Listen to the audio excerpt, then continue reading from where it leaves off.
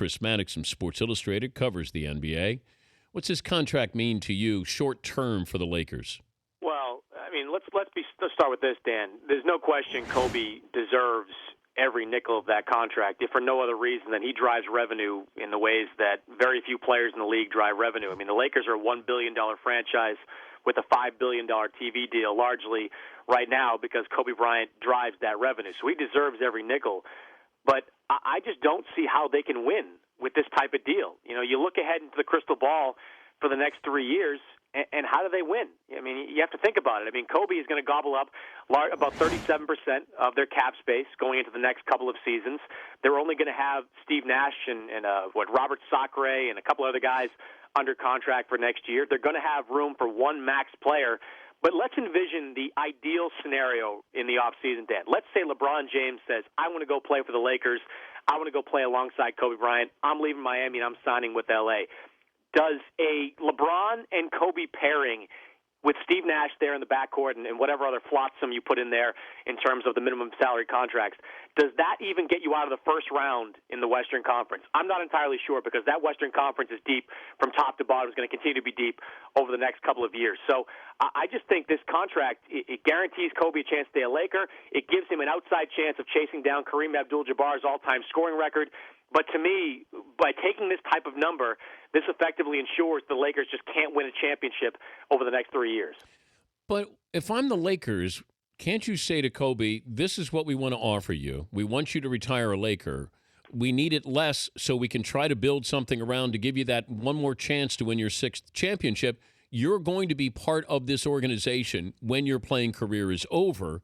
And Dr. Buss wanted to take care of you, and we will take care of you with part ownership, whatever it is.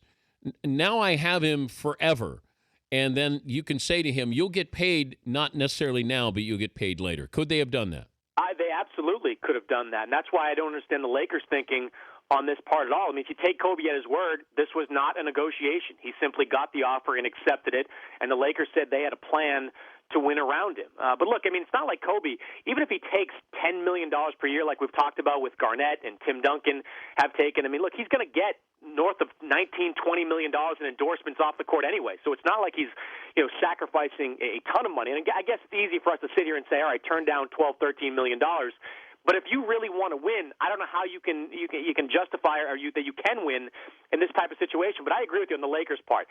I don't know how they reconcile winning a championship with giving Kobe Bryant this type of money. The only variable in all this, Dan, the only one out there that looms as anything that could help this team win quicker is if they somehow win the lottery next year, because they're going to be in the lottery in this year's draft. And we've seen before teams with these outside chances win, most notably Derrick Rose with Chicago several years back. They get the first overall pick. It changes the fortune of that franchise. The Lakers wind up with Andrew Wiggins or Julius Randle, whoever else. All of a sudden, they're back in business. But if they don't win the lottery, they don't have a first-round pick in 2015. They've got Steve Nash under contract. And look, that Nash-Kobe backcourt next year, I don't care if you have 3 Dikembe Mutombos from 2001 on that back line. You're not going to be able to stop anybody on the defensive side of the ball. So they've got myriad problems out there that I just don't see being solvable with this type of contract. If he takes less, I guess the reasoning is that you can bring in a couple of those max contract guys. Let's just, for instance, look at who could possibly – I'm taking Carmelo and LeBron out of this. Who could possibly go to the Lakers, want to go to the Lakers, given what, the constraints that you have there with the salary, with Kobe's age, Nash's age? I said Kevin Love, because he'll opt out of that deal with Minnesota. So maybe Kevin Love is. Yeah, but that is 2015. Yeah. That's not next summer. Okay. And so that takes that entirely off the table unless the Lakers want to do nothing in this upcoming offseason and try to sign a bunch of guys to one-year contracts and try to get Kevin Love in the summer of 2015. But again, look, I don't think that markets mean as much anymore. And I know that I've been told that Kevin Love does feel the lure of the big market, but I think nowadays players are more inclined to want to win. And if you're Kevin Love, and I had the same conversation with some GMs about when it came to Kevin Love in New York and how the Knicks are trying to tantalize Carmelo Anthony with the idea that Kevin Love can come play sidekick alongside him in 2015. Man.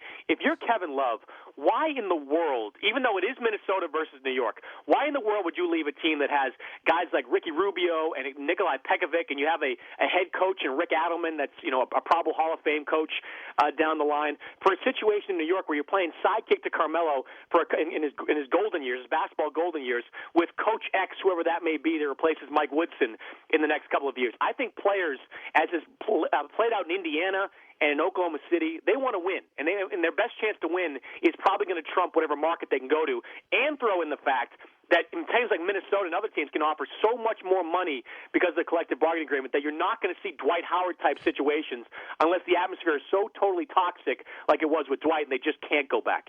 I can't see Kevin Love wanting to play with Carmelo Anthony. Oh, God, no. I don't think it's going to happen either. Could you see John Calipari? Do you believe any of this talk? Oh, absolutely. Absolutely. Calipari to the Knicks? 100%. It's Calipari's, farewell this year. If he wins the national championship with this trumpeted recruiting class, I mean, a lot of GMs around the league are talking about it. That nothing obviously insightful that they have proof of, but that scenario just makes far too much sense. I mean, Calipari is a CAA guy, as we've discussed numerous times before. CAA has their hooks into the New York Knicks, whether it's with Carmelo Anthony, Mark Warkentine, the GM there, J.R. Smith.